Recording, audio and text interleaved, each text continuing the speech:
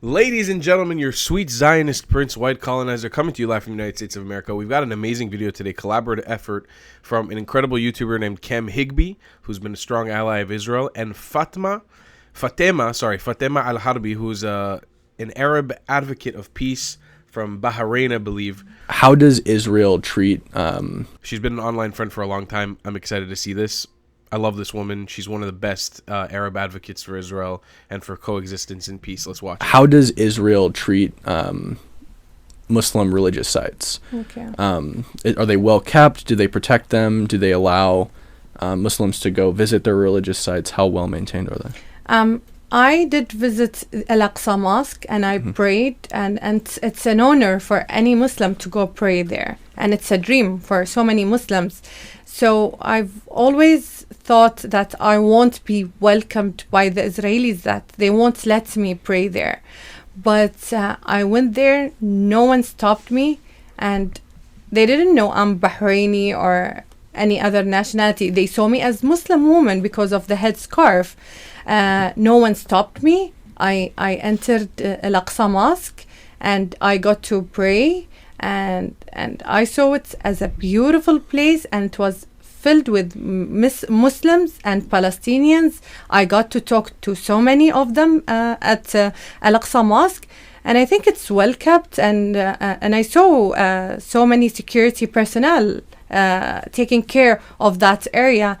I felt safe that day in Al-Aqsa Mosque. And when you were in Israel, I assume that you were wearing your headscarf and you appeared to be a Muslim Arab woman. Yeah. Did you feel as though you were treated any differently than, say, like a Jew who may have been walking down the street? No, at all. I think I was lucky. I felt I've been treated as a celebrity treatment. Really? People were happy I'm being there. They told me, a complete stranger told me, they were happy seeing an Arab from the neighboring countries in Israel, and I've never felt like I treated differently in a bad way. That's awesome. Do you have any insights on, like, there's a lot of claims right now of genocide.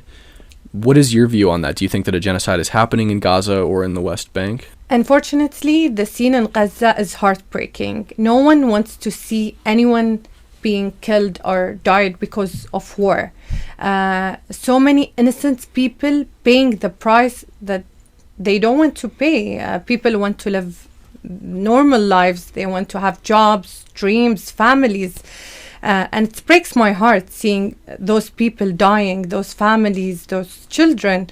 But unfortunately, the situation is very complicated for both sides. For the Palestinians, innocent Palestinians in Gaza, and for the Israelis also. It's heartbreaking seeing so many people dying, but that's war, unfortunately. From my opinion, I don't think it's a genocide, but that's the price that the innocent people pays for war. And my wish is, of course, I want this to stop. I don't want anyone to get killed or dies because of this. Palestinians and Israelis, the innocent people. And one last question, and if you don't have an answer, it's totally fine. We'll just chop the end off. What do you think is to be done with Hamas? Do you have any ideas of, like, what the solution is to sort of remedying the situation, making peace, things like that? I think the best solution is for Hamas to care about Palestinians, to let them live their life. I think disarm and release the hostages. They deserve to go back home. And I think this is the best solution for both the Israelis and for the Palestinians. I saw so many videos, Palestinians saying, we want a ceasefire. We don't want this. So many people are dying. They just want to live, and they deserve that. Fatema is an absolute incredible peace advocate for the Middle East. She's the kind of person I really envision in the future being a leader of one of these many nations that we could potentially not just make peace with, but grow our ties closer.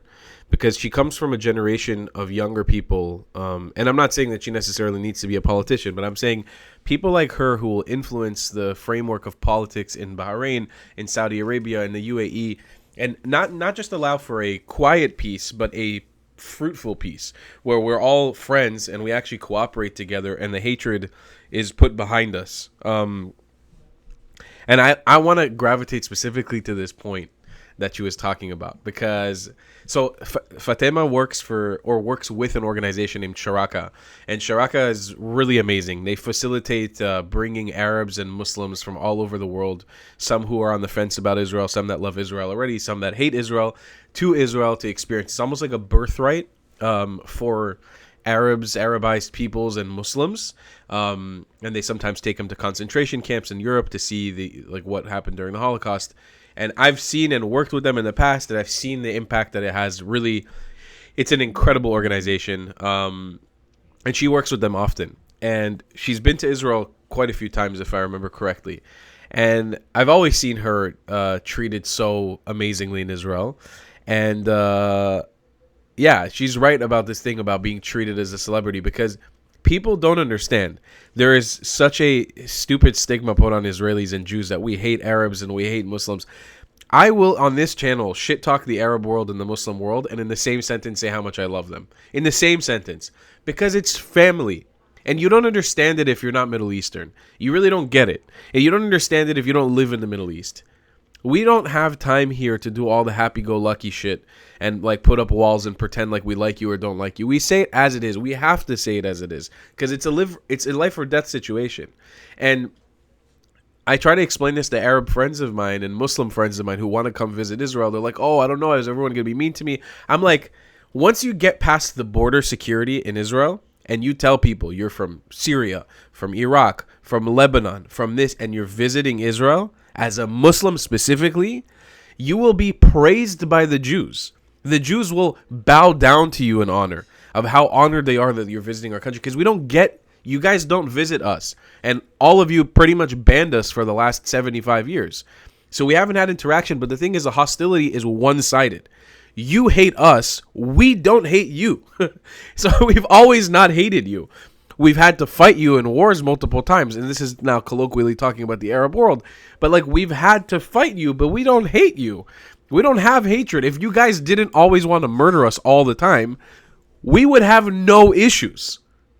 Small sects of very racist Jewish people that do exist in Israel would have an issue with you, no doubt. But we have racists like everywhere else because we're fucking human beings like everywhere else. We have people who have issues and who are racist and who are not open or tolerant of Muslims or Arabs. We have.